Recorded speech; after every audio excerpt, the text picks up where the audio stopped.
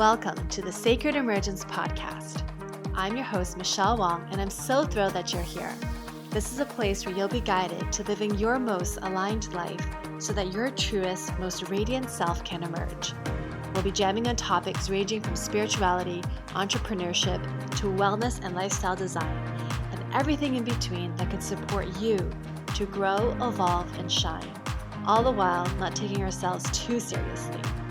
So if you're ready to step into your leadership, break through limiting beliefs, own all of who you are, and expand in abundance, grab yourself your faith cup of tea and let's dive in. Hello, everybody. Welcome to today's episode of the Sacred Emergence Podcast. I am so excited. We've been trying to schedule this interview and it's finally happening. And so excited to introduce you to Fani. Fani, I was going to call you Fani Joy. Can I? Yeah. Okay. You can call me that. Welcome. Let's see. So Fanny's joining us from Florida. Mm-hmm. And you and I connected maybe a little bit over a year ago. I worked with you. You were my business coach. And we were just talking before we hit record, but we were just talking about your evolution and talking about human design, yoga, and just your own pivots and shifts. And then I was like, well, hold on, because when you and I were working together, you refused to talk about human design.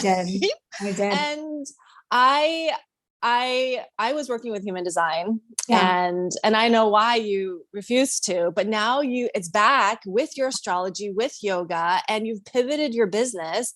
And I just feel like it's gone even deeper. Yeah. So there's that. And then the second thing I did want to cover, and one thing I so appreciate about you is your ability to translate into very understandable, oh, duh. And it's just something that you have said, and I'm on your newsletter, and you said, it does not make sense that we build so much of people, they come from the top down where it's body up. And I love that, just the way that you described it. I'm like, oh my God, that's exactly what I've been trying to express.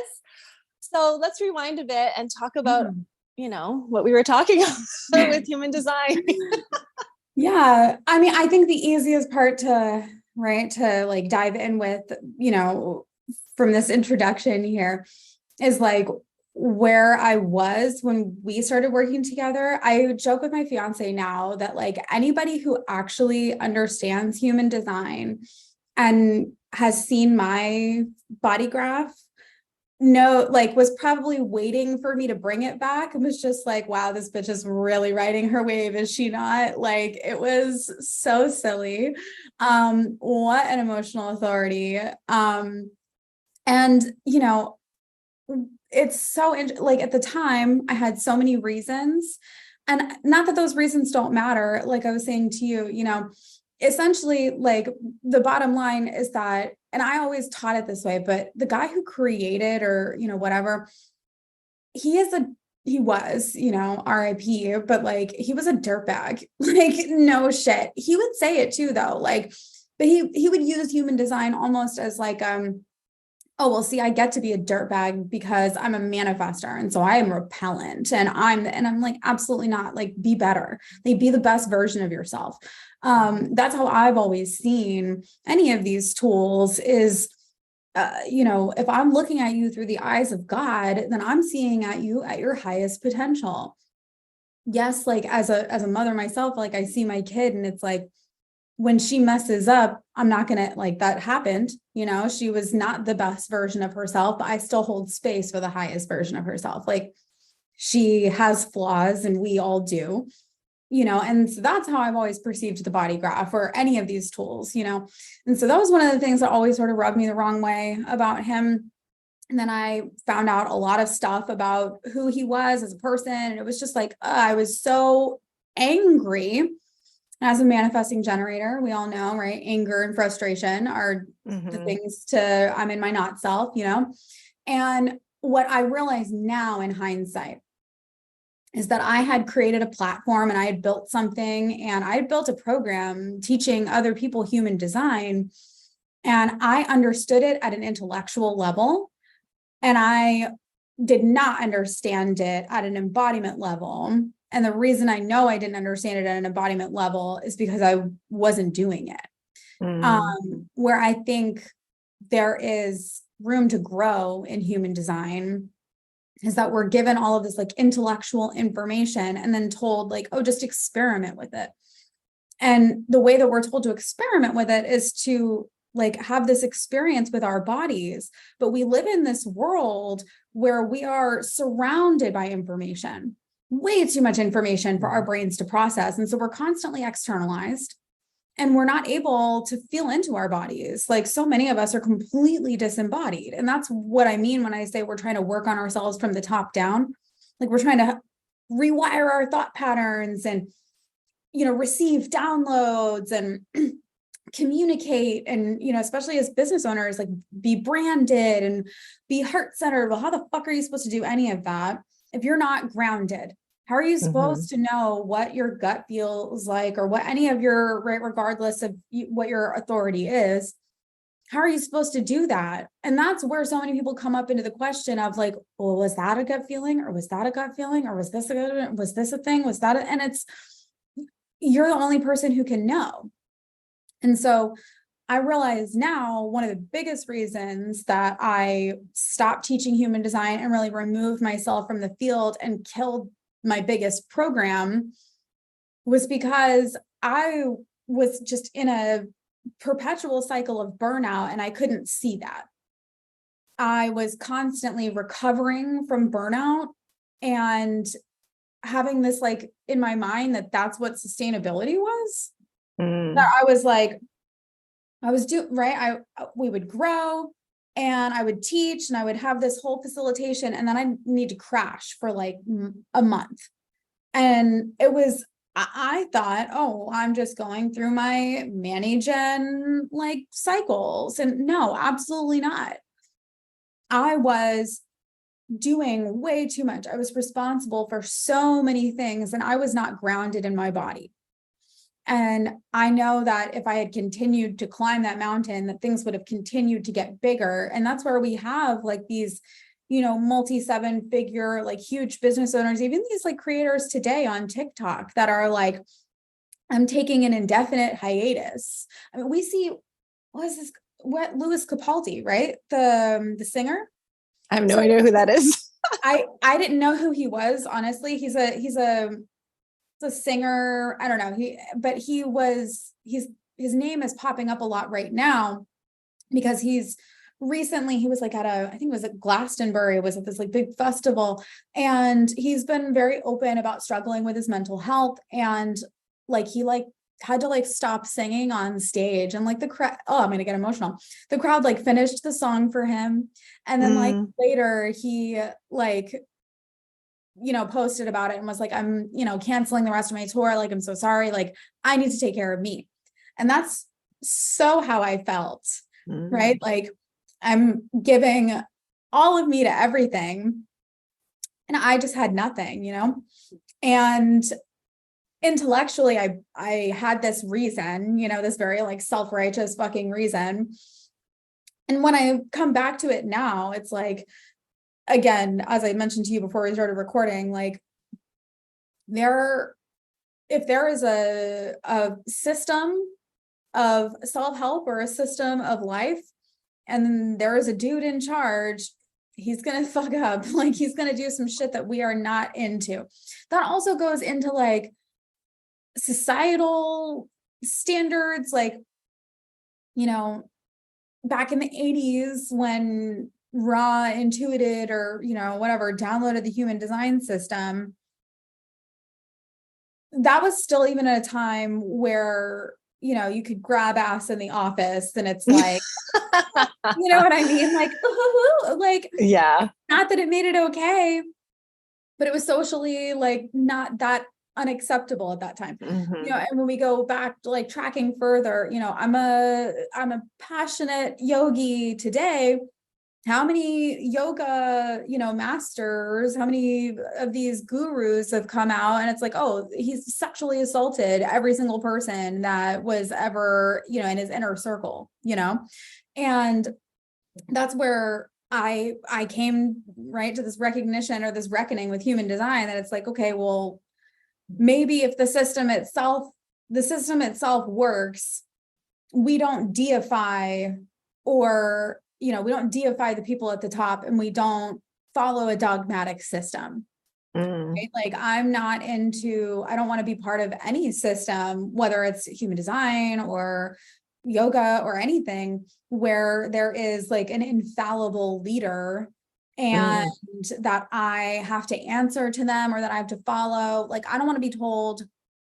I'm all for ceremony. I'm all for, but I'm not going to be told that I can only wear one color for the rest of my life. I'm not told that what I have to do with my hair, right? I like to shave my head. That's what I like to do. And if at some point I don't want to do that anymore, then that's what I want to, right? That's a me thing, autonomy. And that's what human design really is all about. But, human design, it's broken down by the body and the mind. And all of us are focusing. So many of us, it's like, we only really look at that one side of the body graph. And it's like, oh, forget about the other side. No, like we are not a computer system that can be just downloaded onto another hard drive. Like, this is the vehicle that you are in. It's the only relationship that you're going to have for your entire life. Like, we need to develop a rock solid relationship with this body. And so that's where I've realized, like, human design and yoga have this amazing marriage when we bring them together, if we give the space, because yoga is fully designed. The whole, the 8 limbs of yoga are the practice is there to yoke. That is yoga, to create union. It is you and your higher power. It is to shed all of the vrittis, the mind thoughts, the mind chatter, the thought patterns, and to just be aware, just to become awareness, and to create union with your body and its breath and its movement and then its stillness. And that's what it's for. And so we've got this like daily practice that we get to do this. And then lo and behold, you're in your body. And I'll tell you, this is where I promise I'll like just shut the fuck up for a minute. The way it all happened, I had started going to yoga literally just because I had a massage therapist. She's a Thai massage therapist, the kind that steps on you for like 2 hours. It is amazing. Heaven looks like that. And she told me one day though, she's like, listen, I'm not prescriptive with my clients, but your body is in such terrible shape that it's worse than any athlete I've ever seen. And she's like, you need to build strength. And I am not fitness girly. I do not want to go to the gym. I do not want to work out. I just don't like it. And so I took my ass to a yoga class because it's the one movement practice I've ever been able to be consistent with. And I just never left. And I didn't realize, as most people, I think most Westerners probably don't realize just how much it's doing for you. But I was at EDC, Electric Daisy Carnival, Orlando, right? So it's this huge festival. And I had gotten separated from my group. This was last November. I had gotten separated from my group, and I'm 4'10", just for like size purposes. So I'm like really short, very short. I don't know what that is for the rest of the world, but it's small, right? It's like maybe 50 centimeters, something like that. Anyway, like for real. And so I went and I was trying to find my group, and I got like in a crowd crush situation, right? Where it was like, there were so many people around me that I was like lifted off of my feet. It was really scary. And all of a sudden, I put my arms up in front of my face. This was maybe a month after Astro World, right? And so I like just put my arms up in front of my face, and I heard one of my yoga teachers in my ear, and she just, you're here, breathe. And I just like started tapping into your Ujjayi pranayama, right? My victorious breath. And all I could hear was my breathing. And all of a sudden I could feel it was like the tipping point for an emotional authority. Any emotional authority who fucking knows, you're like, oh shit, like I'm getting there. And all of a sudden it was, and it was just like I brought everything back. I controlled the waves. And I was like, holy shit, there's something here. And I just, what would have been potentially a life-threatening anxiety attack was done, just resolved 30 seconds. And I found my way out and like had a great rest of my time. And it was, I feel like that's what people are looking for when they're coming to something like human design, or when they're coming to a coach. They're looking for, a lot of them anyway, a lot of them are looking for like inner peace. Like they're not necessarily looking for the strategy or the answers, because if they were, they would follow the strategy. They would listen to the answers. They want to be able to locate that feeling inside of themselves. I love that. I just like everything that you've said. And yeah, it's interesting how it's easy to operate from, I think, is it's like our head is so loud, and it's like, this is where we're raised neck up. Yeah. We're taught. I mean, if you think about it, like when you're a young child, we're taught that like logic rules everything. Right. And that it's, well, is that a smart decision, or like pros and cons and things like that. And it's just so silly. Like, I just have to think about like the audacity, right, that like someone would have to possess to think that your mind, that you're ever going to be smarter than this. And by this, I mean everything. Like you cannot see the future. Even if you can, right? Even like as an astrologer, like being able to kind of like, I can get like an energy read on the future. I can get like ooh, this might be like a tense time. I'm not going to black and white say exactly what's going to happen. Nobody can. That's ridiculous. That's ridiculous. And if you can find me someone that can actually do that over and over and over again, wow, amazing. And I'm sure they deserve a lot of money for their energy. Good for them. But like for the rest of us mere mortals who do not have, the ability to see the future, it is tempting to think that we're so smart that we can just like figure everything out. But there was a time when we didn't know that the earth revolved around the sun.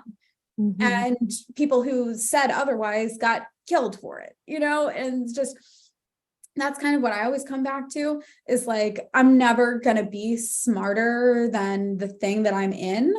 So just, and that's actually, please be with me to celebrate this open mind, open ajna like situation. Cause those are the only two centers that I have open, is the head and the ajna. Really? Yeah. Holy crap. I know, it's ridiculous. I have like, oh my gosh, like most of my, I'm ego definition, I'm ego authority. So everything below the heart is open. And then my head center is wide open. Okay. And so it's like, so you're just ajna throat to and ajna throat to heart to G center. Oh, so you do have the G center. That's nice. Yeah. Yeah. I'm very happy about that. I'm very happy. Like, listen, I go back and forth because, I've been doing this for so long, and it's like, I don't know, like, we all have our own cross to bear. You know what I mean? As like a 3-5, like, we're all martyrs here, because it all sucks. It all sucks and it's all great. You know what I mean? Like, I can't, I don't know, but I do see, like, I had this one friend of mine, she's in my YTT, group. We got so close, and I ended up doing sessions with a lot of them. But she's fully defined except for the G center. And I'm just like, oh my God, like what do you do with that energy? Like whatever anybody else wants me to do, obviously. Just like, oh man. Oh my God, that's pretty awesome. Hey, just wanted to take a pause with my conversation with Fani and come in here to share that for those of you who would love to experience breath work in a virtual space, but doing it in community, this Sunday, October 29th at 4 p.m. Pacific time, I will be leading an online virtual breathwork group, and this month's focus is on grief. So it will be breathwork for grief, and if you're unable to join us live, a replay will be sent out afterwards, and it'll be available for download for up to 7 days.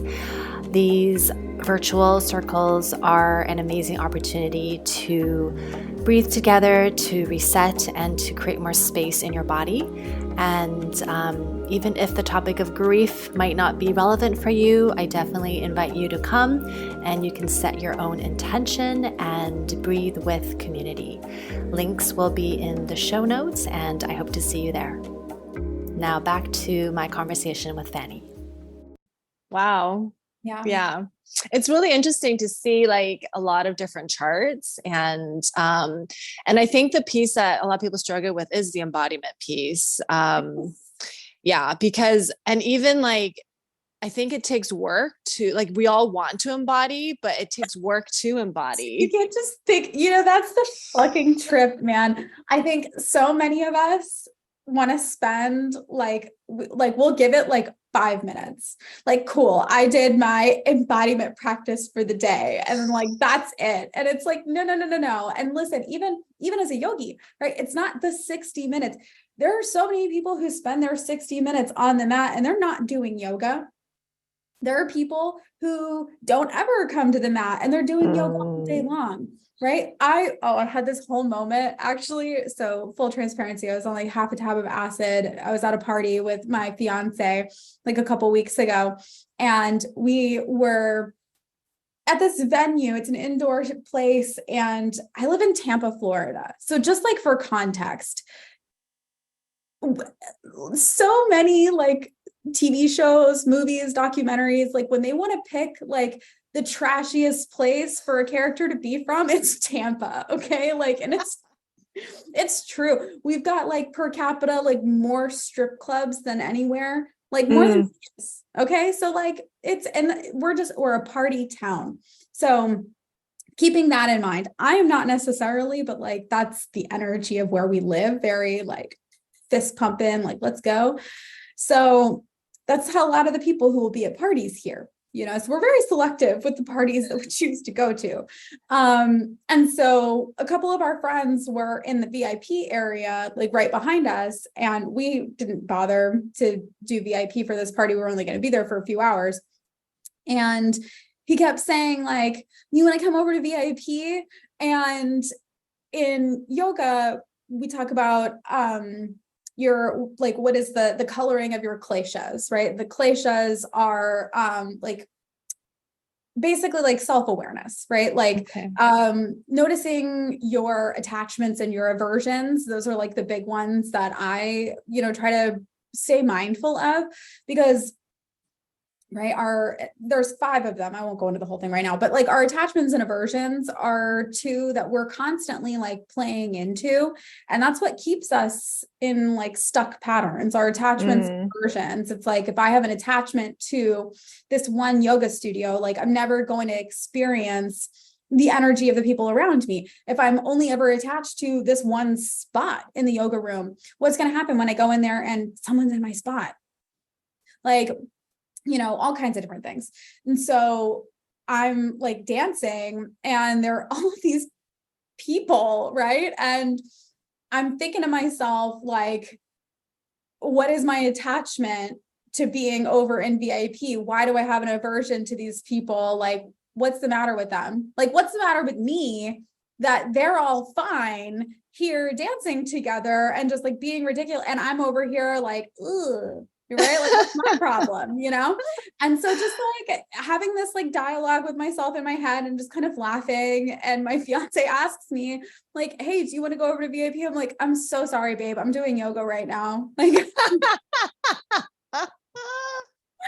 and that's, in the opposite, way, there are so many times in my early practice where I would come on my mat and I'm not actually here I would be right at the end, like Shavasana, I would be like planning, okay, so I got to grab all my stuff and then I got to get to my car and then I got to go to this place and then this place and then this place. And I got to do this first. I am not here.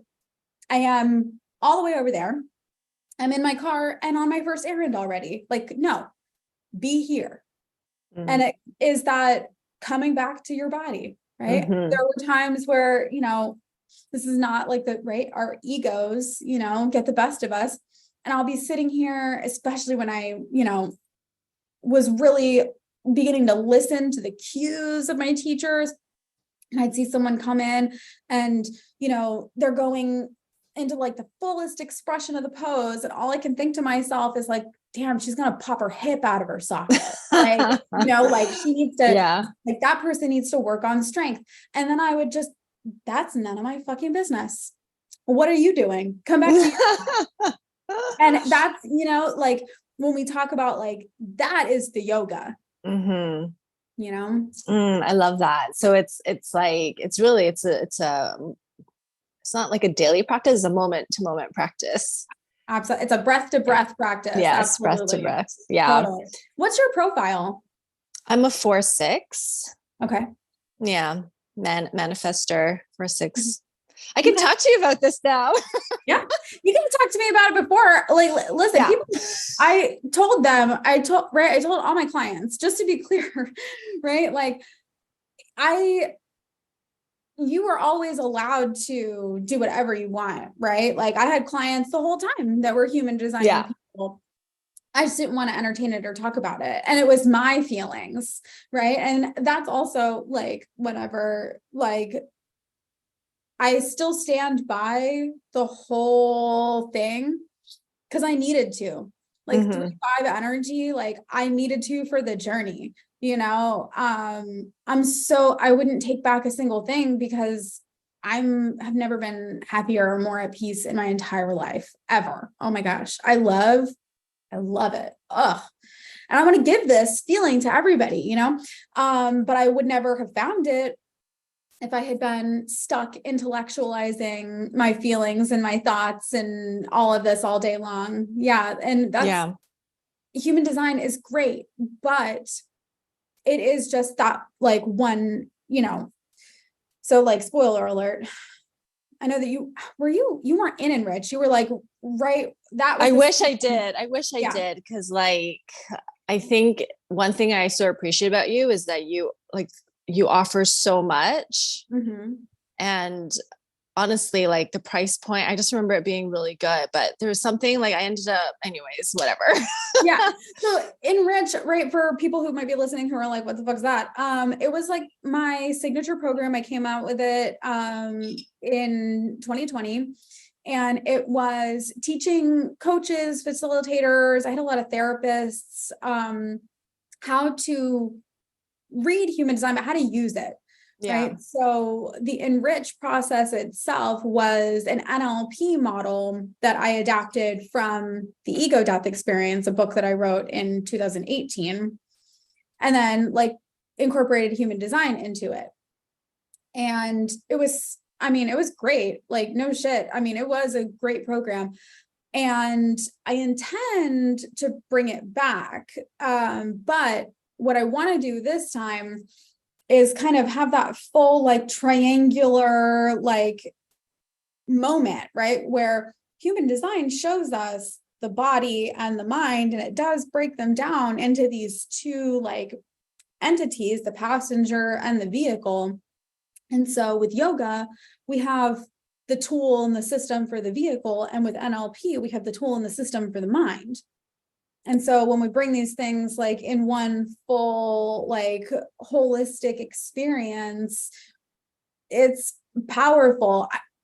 I was experimenting with this in the spring with my incubator clients. I had been working with this one girl for like 6+ months, another manifester. Okay.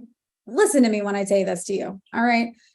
Because we had been working together for 6 months. She just was continually telling me, I'm running out of money. I'm like, you need to quit saying that. You need to find another mantra, my friend. Yeah. And we had different strategies, different ideas. I mean, she is so cool. She's an artist. We had so many different ideas that we would come up with, but she would really just circle back to this. Well, I don't have any money, so I can't, blah, blah, blah. And I'm just like, oh my gosh, you know? And so we started doing our somatic practices together with yoga, and we were going through her gene key sequences and so I've got this theory I'm still kind of working on. Her profile is a 2-4. When we talk about the limbs of yoga, and even if you go into like the gene keys, right? He talks about the purpose sphere. And the purpose sphere is connected to that second number in our profile, whatever. But he talks about it in a very physical sense, right? Like bones and posture and blood and okay. Ooh, I love that. Right. So it connects straight back to the 8 limbs of yoga. That's why I asked what your profile was, right? So hers is a 2-4. 4th limb of yoga is breath. And even if we talk about it from a chakra perspective, right? So the 4th chakra up, we've got the anahata, heart chakra. It is breath. It is lungs. And so I've got my 2-4s doing like very concentrated breathwork practices. Lo and behold, within 3 months, that 3-month span, and we had been working together for 6 months prior to, and it was just this pattern over and over and over. Within that 3 months, she got a job, remembered, please help me understand how this works. Remembered that she owns a property. What? Yeah. Don't even talk to me. I don't understand. Remembered that she owns a property that would be perfect for a lot of the ideas that we had in the beginning of our work together as an art studio and as like an artist retreat and as all kinds of stuff. Right. So, job, that also fit all of like the boundaries for her, right? Like, oh my gosh, I don't want to. So perfect job, property, and then also a $50,000 investment to go into that property. Wow. Someone just handed her a $50,000 check. That happened while we were on a call. Wow. Yeah. Okay, this is a fun experiment. So what do you have for the 6? That's like so the 6. Yeah. So the 6 is going to be inward, right? Inward concentration. Right. And so that's like the end of our yoga practice. So we say like the first 6 limbs are things that we do. And then the second 2 or the last 2 are things that happen like to us. The first 6, we've got like the yamas and the niyamas. Those are like ethical observances and like social practices. Then we've got asana movement, the posture, the pranayama, the breath. Then we've got, so the 5 is a little interesting, right? Because in the limbs, that one is pratyahara, which is like sense withdrawal, like just bringing everything inward. When we go into the gene keys, he talks about that one being voice and frequency. I think mantra when I think that one. And all the 5s that I know, with the 5 in the second part of their profile, they are like singers, they are sound people. So it's just super interesting. And I was saying that to you before we got started too, is that sound has always been, and I'm a high sound digestion, but like sound has always been something that's been very important to me. I grew up as a choral singer. So like I was saying, like, if I could just like do sound bowls and mantra for a lot of my days, that would be phenomenal. And so then 6 is where we are at the end when we get into Shavasana, and we're creating the opportunity for meditation to occur. Right. So like, you know, that moment where you're like evaporating into oneness, and then your mind pops up and says, oh my God, we're meditating. Right? So that's how we know we're not actually like, we're not, you know, we like oscillate, you know? Yeah. that moment right before our mind says, oh my God, we're meditating. That is not something that we can do. You can't make that happen, right? We create the circumstances for it to occur. And that's why some, meditators will say, like, not every day, like you don't get into like that Zen space every single day. Now what I will say is that that's the reason that yoga is set up the way that it is, that the movement part, it's all designed to get you strong, physically strong, and to exhaust your physical body. Yeah. Right. Because when you're physically strong, your muscles are really strong. You could sit up and you could sit still for an hour or 2 hours and you could meditate. Right. Yeah. But if you sitting up for 2 hours, imagine how that would feel in your shoulders or in your low back or in your neck. Right. That's why the yoga movement practice is what it is.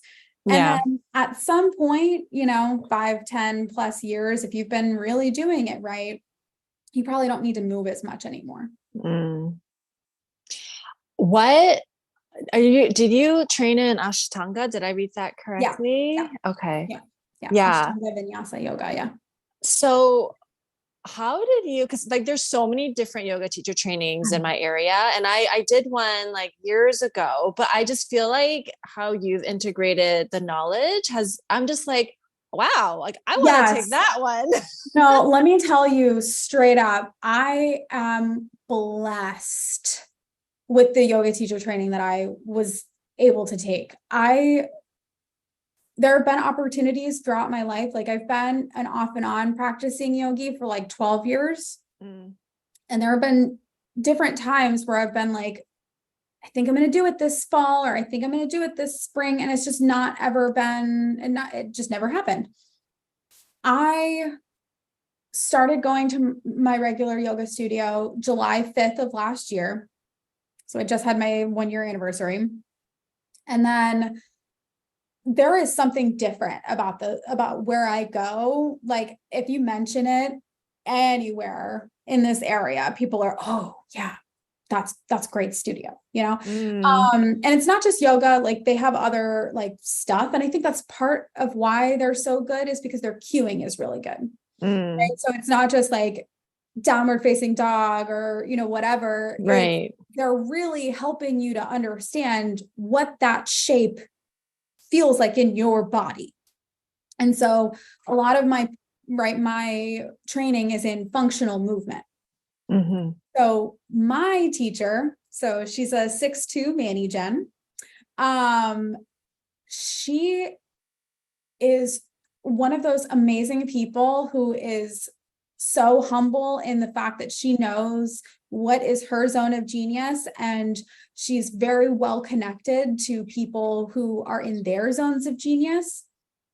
And so my best analogy for my yoga teacher training is like, I went into like the most intensive like baking school of your life.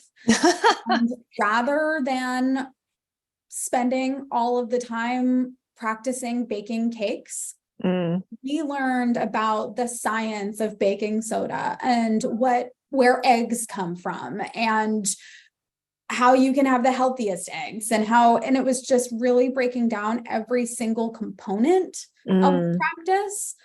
So that we were not trained in just postures. We were trained in functional movement. We were trained in energy. We had an Ayurvedic teacher. We had a whole weekend with a functional movement chiropractor. We had a breathwork specialist. We had a nidra teacher. We had a hot yoga teacher. We had just so many different people come in. And because of this, it was way more information, I think, than any yoga teacher training I've ever seen, like gives you. And there was a moment actually at the very end of it where I was like, because we did not learn really, we spent one afternoon on creative sequencing. Because we learned the modified half primary, which is like a set sequence, right? So when we would come to practice, we would all practice the same set sequence. If you're familiar with the Rocket series, it was designed for the Grateful Dead. So it's like this very specific like set series that's supposed to like get you moving and get you there quick, right? Rocket. And so it is a modified Ashtanga series where I'm not like a Mysore like Ashtanga teacher where it's like 45-degree angle foot, like, I'm going to sit on you to get you into this pose. Like, no, you're going to hurt somebody. Yeah. I'm not going to touch you. I'm going to offer you pigeon, and I'm going to offer you figure 4 on your back. And I'm going to offer you a block under here. And I'm going to, every body is different. And it's helping you to get comfortable in your body. So, I mean, that's a long way of saying that, but yeah, just the training that I took was next to none, absolutely incredible. It's high vibrational living, Jessica Mim. She doesn't have an online program. So, and it's like every other weekend. So it's like a 3-month thing. Okay. Yeah. So, I mean, anybody, if you wanted to like travel here for it, it would be really hard. I know, and it's like the worst. But I'm just, it's incredible. I don't know anybody else that has a program like that. I hope maybe people listening do and can like send it to your Instagram or something. But yeah, it was definitely like special. And it was 200 hours? Yeah. Yeah. Wow. Yeah. It was every That's other amazing. weekend for 8 weeks. We made malas. We did mantra. Wow. Like it was everything. It was every part of, we did guided meditation. We finished it with a 108 sun salutation weekend, which was so, so beautiful. We did, she even had like a whole afternoon where we did like the business of yoga. And she was talking about like different way. To me, honestly, it was like the yoga version of ENRICH, because it really was like breaking it all the way down and like putting it all together and then having like the business component at the end. And I was like, wow, this is so cool. Yeah. It was definitely like a life-changing transformational experience. I wouldn't change it for like anything. I love that. And for those listening, you don't have to send me. I guess don't send me. You can if you want. Don't send me anything. So for people who are listening and they want to learn more about you and being in your world, how can they do that? Yeah. So I am at fanijoy.com, Fani Joy Yoga. It's Fani, Fani. It is, right. It's short for Tiffany. Don't tell anyone. This is a secret between all of us. No, but I really, I was having this whole like moment with myself, and I was just feeling like my name does not fit. Like, I don't like it. And I've never liked the name Tiffany. It sucks, and that's where Fani came in, because it was always just like kind of a fun, like cutesy sort of like nickname. But then I like looked it up and like what it means, and it means free. And I just think that's I love that. Yeah. Yeah. So Fani Joy. Fani Joy. So fanijoy.com or fanijoyoga.com. Okay. Or Fani Joy Yoga is over on Instagram. Oh, okay. Fani Joy Yoga is on Instagram. And then you have a Substack. Yeah, my Substack, and that is radiantbeing.substack.com. Okay, cool. I'll put all of those in show notes. Thank you so much. I just love like hearing about your journey, and like, I feel like it's been over a year since we've connected. So it's been so good. Yeah, it has. Yeah. Cause I've been in my yoga world for a year now, and just been like I can't tell you. It's not that I don't love what I do anymore, like love my business. You know what I mean? It's just like, it's not the most important thing to me anymore. Yeah. I love that. Not even like probably in the top 5. So it's like, I do it as much as I have to, like a job, and then I'm done, And then you're teaching though. You're like, that's not your business. You're So it's not my business, but it's your passion. It's my, like as much as I love coaching and everything, like I've never left a job or left work feeling like more energized, and it's like, yesterday I taught 3 classes. Tomorrow I'm going to teach 4. And I'm just Oh like, my gosh. I love it. Like, just give me more, like, I want more yoga. Oh my gosh. For people who are in the Florida, Tampa area, Clearwater. Yeah. Clearwater. Yeah. Yeah. You want to find Fani because you want teachers who are that passionate. For sure. I do. I love it. Yeah. I love yoga. Like, let's go. To help you feel more supported and nourished in your body and nervous system, you're invited to download the free I Am Supported meditation in the show notes. May you feel grounded in who you are as you become the fullest expression of yourself. Thank you for listening to the Sacred Emergence podcast. Make sure you subscribe so you don't miss an episode, and thank you in advance for sharing with those who can benefit. Until next time.